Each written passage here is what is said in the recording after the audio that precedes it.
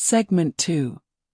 Love, Labor, and the Rhythms of Life, 10 minutes. The sun rises again over the Nile, painting the desert gold and pink. Another day begins in ancient Egypt, filled with work and love, rituals and routines. Let yourself drift deeper now, as we explore more intimate corners of Egyptian life, the details that made each day both strange and familiar, human and eternal. Fact 11. Love, Poetry, and Romance. Ancient Egyptians were passionate romantics who wrote love poetry that would make modern hearts flutter. These weren't stiff, formal verses. They were yearning, sensual, sometimes desperate declarations of desire. One poem has a young woman singing, "My heart is not yet done with your love. My desire for you prevents me from putting on my clothes." Another describes a lover as "my brother," using sibling terminology not because of actual relation but as a term of intimate endearment. The poems speak of stolen glances, meetings by the river, the agony of separation, and the joy of union. Young men would write of their beloved's voice being sweeter than honey, her eyes more brilliant than stars. Women wrote of their racing hearts, of being unable to eat or sleep for love. These poems were sung to music, accompanying harps and flutes. Some were ribald, openly sexual. Others were tender and melancholic. What's remarkable is how modern they sound, the feelings unchanged across millennia. Love made ancient Egyptians write bad poetry, make foolish decisions, and risk everything just as it does today. The human heart, it seems, beats the same rhythm across time. Fact 12. The laundry workers at the Nile. Every morning, the washermen and washerwomen of Egypt would gather at the riverbank with enormous baskets of dirty linen. Washing clothes was brutal work. They would pound the fabric against rocks, stomp on it with their feet, and scrub it with natron, the same salt mixture used to preserve mummies. The natron cleaned effectively but was harsh on both fabric and skin. Ancient texts mention how the washermen's fingers were perpetually wrinkled and raw. These workers stood knee-deep or waist-deep in the Nile for hours, always alert for crocodiles. They worked in groups, calling out warnings, singing work songs to keep rhythm. The clean, wet linen would be spread on the banks or on bushes to dry in the sun, turning the riverside into a landscape of white. Despite the hardship, there was community in this work. Friendships formed, gossip was exchanged, and the rhythm of beating cloth against stone became a kind of meditation. One ancient complaint letter from a teacher to his lazy student warns him that if he doesn't study, he'll end up as a was Herman, standing in the water next to the crocodile. Yet these workers were essential. Everyone needed clean clothes, and the washermen made civilization smell better. Fact 13. Contraception and Family Planning. Ancient Egyptian women had options for preventing pregnancy, though their effectiveness varied. Medical papyri describe various methods: inserting a pessary made of crocodile dung mixed with fermented dough, using honey and acacia leaves, or placing a mixture of dates, acacia, and honey inside the vagina before intercourse. Modern analysis suggests some of these methods might have actually worked. Acacia ferments into lactic acid, which has spermicidal properties. Other methods were more magical than practical, involving amulets and spells. Women also knew herbs that could trigger menstruation if a period was late, though these recipes were dangerous. What's significant is that family planning was openly discussed and practiced. Medical texts addressed it without shame or secrecy. Women had agency over their reproduction to a degree unusual in the ancient world. Of course, many women still wanted large families. Children were economic assets and provided care in old age. But having 10 or 12 pregnancies was not the only path, and women who chose or needed to space their children had options, however imperfect. Egyptian doctors understood the connection between sex and pregnancy and tried to give women control over their own bodies. Fact 14. The Village Trash Heap Oracle. In the workmen's village of Deir el-Medina, where the craftsmen who built the royal tombs lived, there was an unusual oracle. When villagers had questions about the future, disputes to settle, or needed divine guidance, they would sometimes write their questions on pottery shards, ostraca, and throw them onto the village garbage heap. The god or spirit of the place would then provide answers through various means. How the shard landed, dreams that followed, or signs observed near the trash heap in subsequent days. Other times, people would write two options for a decision on separate shards and let divine forces indicate which to choose. This trash heap became a sacred site, a place where the mundane and the divine met. The fact that it was literally the village dump didn't diminish its spiritual power. Ancient Egyptians didn't separate sacred from everyday life the way we do. A garbage heap could be a portal to the gods. The broken pottery of daily life could carry prayers. Everything and everywhere had the potential for divine communication. The village trash heap, smelling of refuse and buzzing with flies, was also a temple, and the answers found there were taken as seriously as any prophecy from a grand shrine. Fact 15.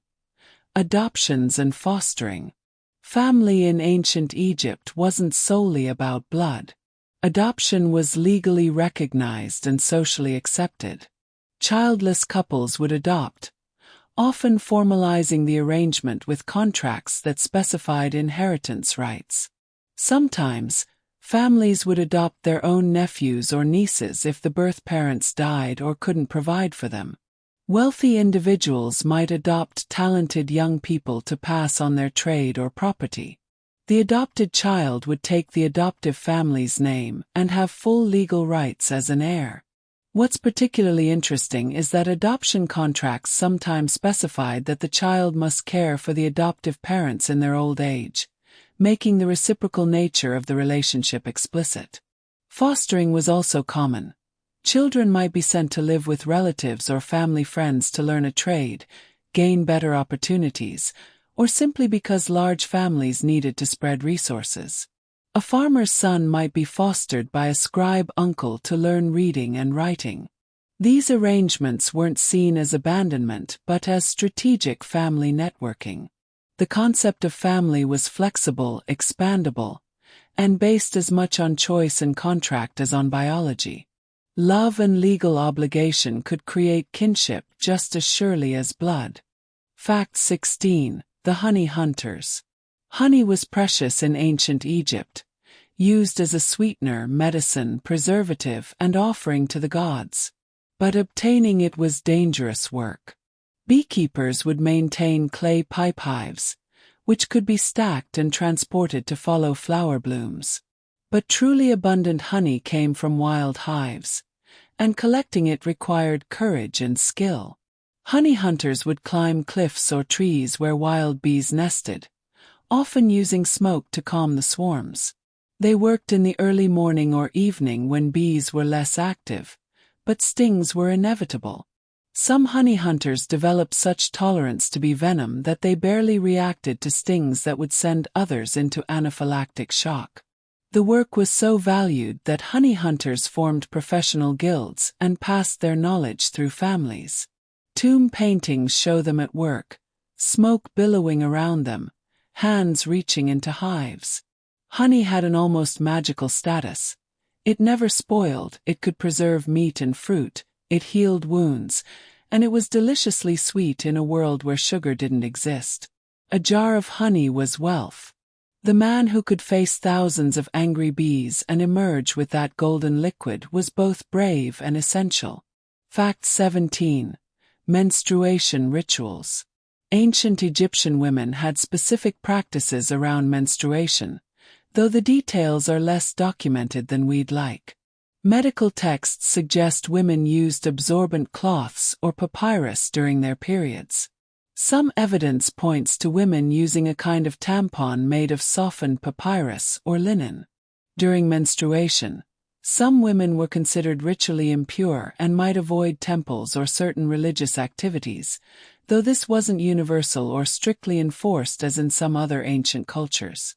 More interesting are the remedies for menstrual problems. For painful periods, doctors prescribed medicines made from fenugreek, dates, and beer. For heavy bleeding, they might recommend fumigation with frankincense or insertion of various herbal pessaries. Some spells and amulets were specifically for menstrual relief. The goddess Isis was sometimes invoked for menstrual issues, as were other female deities. Menstruation wasn't something women suffered in silence or shame. It was a medical issue with remedies, a spiritual matter with divine assistance available, and a practical concern addressed with the technology of the time. Women helped each other, shared knowledge, and managed this monthly reality with the resources they had. Fact 18. The art of wig making. Most Egyptians who could afford it wore wigs, at least for formal occasions. The wealthy had elaborate wigs made from human hair, often imported or purchased from people who sold their own hair for income. These wigs were works of art, braided, curled, and styled in complex arrangements that could take days to create. Wig makers were respected artisans who understood hair texture, the properties of different beeswaxes and resins used for styling, and the aesthetics of fashion. The wigs served multiple purposes. They protected the head from the sun. They allowed people to shave their heads for cleanliness while still looking fashionable, and they were status symbols. You could tell someone's wealth and position by their wig. The poor made do with simpler wigs from plant fiber or sheep's wool, which looked less natural but still served the practical purpose. Maintaining these wigs required care. They had to be stored properly, occasionally cleaned and restyled. Some households had servants whose job was wig care. The wig wasn't just hair. It was an investment, an identity, and sometimes the most valuable thing a person owned besides their home. And under those elaborate wigs, both men and women usually had shaved heads, smooth and clean, cool in the desert heat. Fact 19. The night soil collectors. Every city needs someone to deal with waste, and ancient Egypt was no exception. Night soil collectors, those who removed human waste from homes and streets, worked in the darkness, performing one of society's most necessary but least celebrated jobs.